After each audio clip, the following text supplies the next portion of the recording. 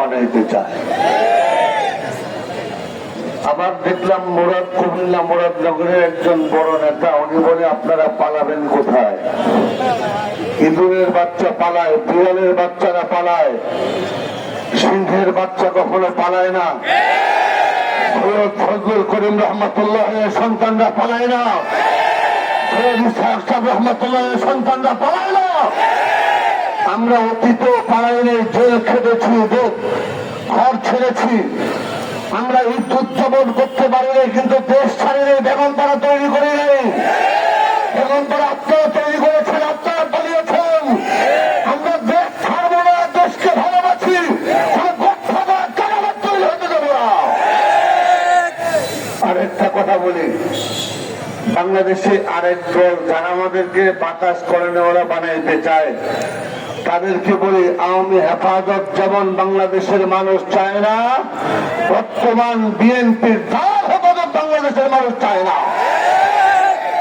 Major ভিত্তিক নির্বাচন, major ভিত্তিক দল যারা করেন তাদের তলারি খুঁজে পাওয়া যাবে না। ইসলামী আন্দোলনের ঘরে খুঁজে পাওয়া যায়। ইসলামী আন্দোলন বাংলাদেশ ভেসে আছে নাই,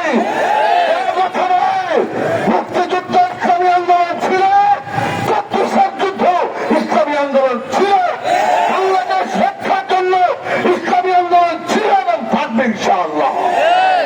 সর্বশেষ কথা বলতে চাই, বাংলাদেশে অনেক দুর্নীতি আমরা দেখেছি, অনেক গডফাদার দেখেছি, অনেক পরিবারের দালালি আমরা নারায়ণগঞ্জে করতে দেখেছি।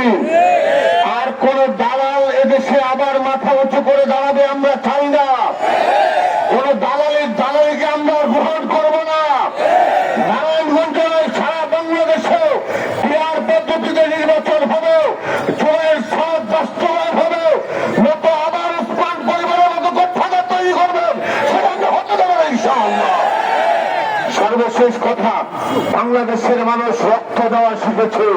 যে দেশের মানুষ রক্ত দিতে যা জানে, সে দেশের মানুষ পরাধীন থাকতে জানে না। আমরা আর কারো পরাধ আর কোন দেশে কোন দলের নজর ভিত্তিক নির্বাচন করে পরাধীন থাকবে না ইনশাআল্লাহ।